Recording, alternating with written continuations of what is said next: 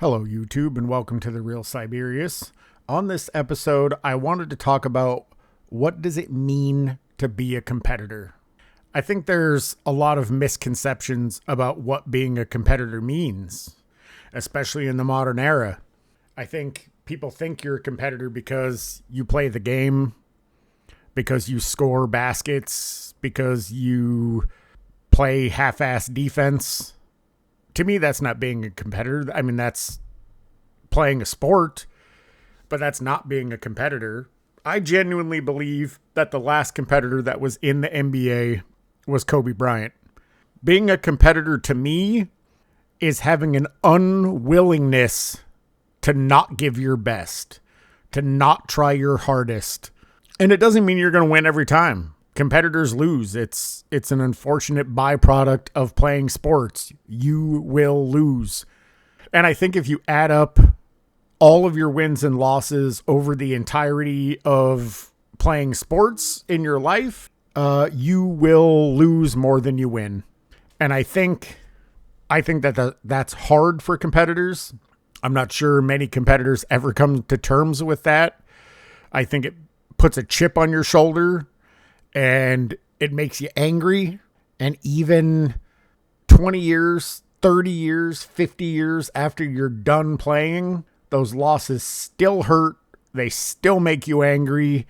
And you still think of what you could have done better to change the outcome of the game. Now, ever since my accident, I can't play any sports anymore.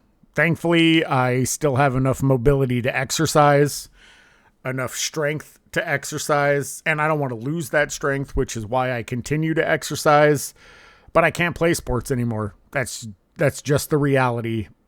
I don't get the luxury of that anymore. But it doesn't mean I don't compete. I was going to say I play Overwatch 2. I play with my brother and with my nephew, and I can't not compete. I'll be fucked if somebody's going to be better than me. I can't accept it. I can't be the weak link on the team, despite the fact that I am 18 years older than my brother. I am 16 years older than our friend that plays with us, and I am 33 years older than my nephew that we play with. I will not be the worst on the team, and I want to be the best on the team. So I put in hours by myself. I do training drills. I do practice. I do aim training.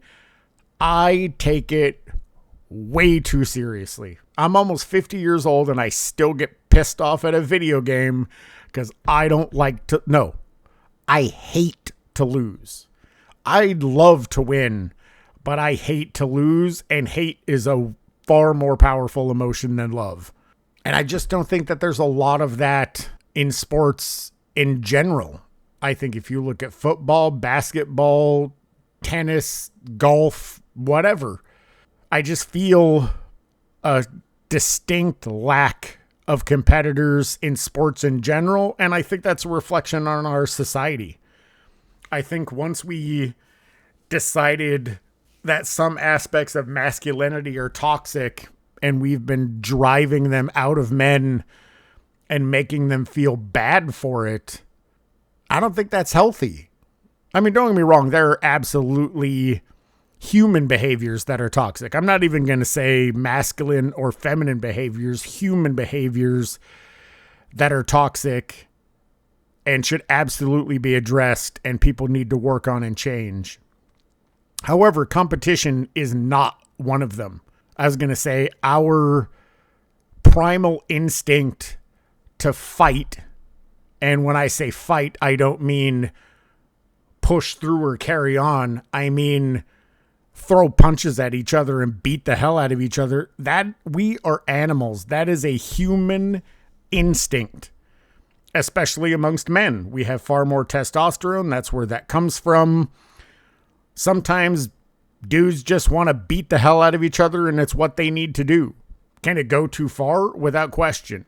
But I think there's a distinct lack of competition. There's a distinct lack of testosterone. And there's a distinct lack of masculinity. And it permeates all aspects of our lives. I think a lot of it has to do with we're men raised by women, and that's certainly not taking away anything from women. I was going to say, but without a male role model, without a male influence, it's hard to know how to act. I mean, I grew up without my dad. I didn't really get to know him in my life until I was 19, so I had already grown up. I had 2 sisters and my mother. I didn't have a masculine energy in my life. I didn't have a masculine influence in my life. And so my instinct was, whatever my sisters and mom do, I'll do the opposite. That didn't necessarily always work out very well. I got in a lot of trouble. I got injured a lot. I started using drugs, but I didn't have anybody to show me the way. And I had to find it on my own. And I certainly made mistakes, but in reality, I think I did a pretty good job of figuring it out. I'm certainly a man now, but competition is important.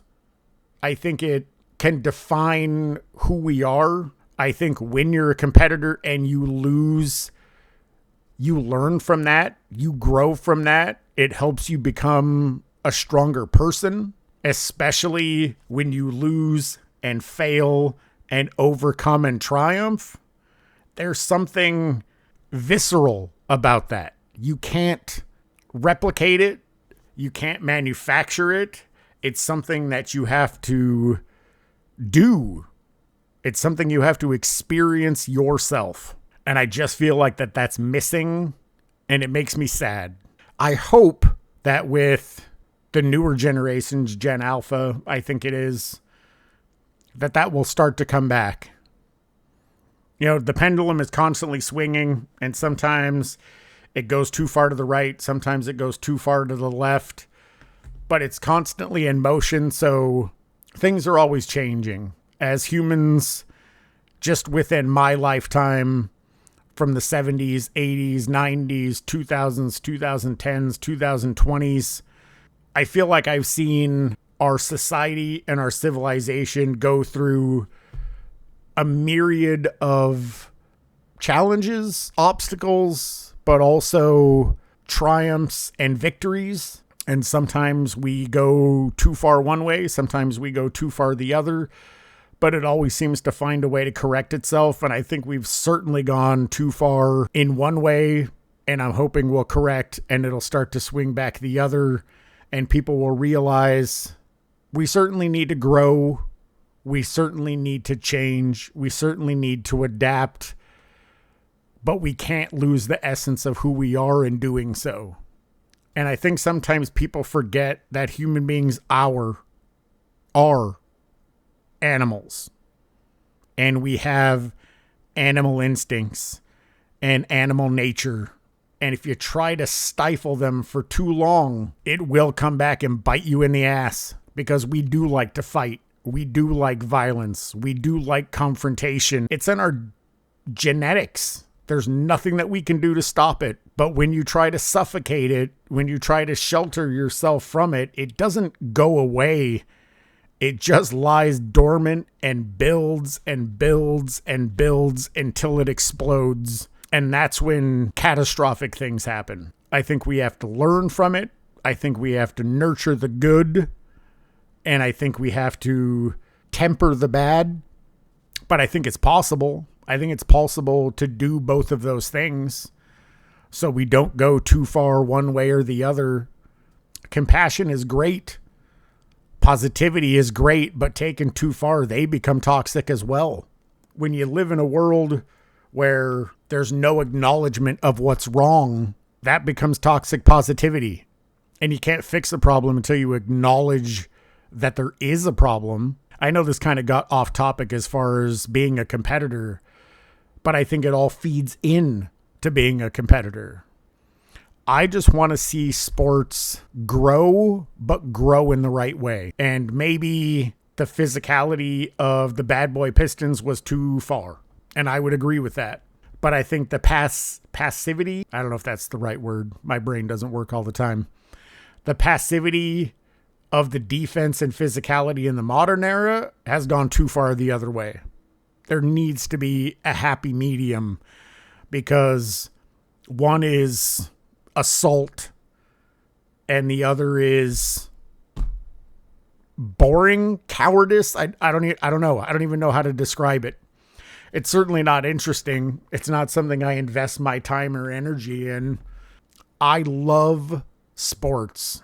I have my entire life. I've been a fan of the NBA and the NFL for 41 years. And that makes me feel old. But I have, and I watched religiously. It was my religion. It was my church. Every Sunday, every day, tuning into the game was like going to the cathedral for me. It was cathartic. It made me feel. And I don't get that anymore from any sport because there are no competitors. There's still competition. I mean, a game, two teams against each other is competition, but that doesn't mean there are competitors. And it's sorely missing. And it hurts me. And I know that there are people that feel similarly. I listen to these other YouTube channels. I watch these other videos. I participate in these conversations. And I think a lot of people feel the same way. And if so many people feel the same way, we can absolutely help institute that change. I firmly believe that if you're not a part of the solution, you're a part of the problem. And I don't want to be a part of the problem. I want to at least be a voice that's out there saying, this is what's wrong. This is how we can fix it. I did 2 videos recently. One is 10 problems with the modern NBA. And there are so many problems. I had to do another one, 10 more problems with the modern NBA. But because I just don't want to point fingers and lay that responsibility at other people's feet, I also created a video about 10 ways to save the NBA. I want to be a voice on both parts because I think you have to be a voice on both parts. If I'm just tearing it down, if I'm just belittling it, I'm not helping it. I'm not instituting change that I want to see. I'm not being a voice of reason to make these changes. So I think it's important for everyone to do that. I've been watching videos and enjoying the content that people have created for years. I mean, hell, decades now. And the reality is it took smashing my head in to get the balls to finally do it. I talked about this in my overcoming adversity video, but when you can touch your brain through the thin layer of skin on your head, nothing can make you feel more vulnerable than that. So now talking into a microphone and publishing it on a platform where people can potentially say negative comments, that's nothing in comparison. People could call me every name in the book and say my opinions are stupid and belittle everything I have to say and attack me personally. The reality is I'm not going to care. I've dealt with so much more severe shit in my life that's nothing. That doesn't even register as stress or an inconvenience in my life. That's what real struggle can do for you, is give you perspective and strength. That's certainly what it's given me. I know I went off on another tangent here, but I hope you made it to the end of the video. If you have, I appreciate it. Please like and subscribe if you haven't. Also comment. I would love to have a dialogue. I'd love to have a conversation about it. As always, I want to give a shout out to the content creators that have inspired me to create this channel. Uncommon Sense, Angry Old Hoops, Self-Research NBA Facts, 93Z, Sports and Fitness Rants, Uncut Hoops, The Basketball Show, Speam Engine, In Your Face Hoops, Eddie TV. All of you have and continue to inspire me with your perspective, with your takes, with your humor. And I just want to say thank you. I'll see you guys in the next one.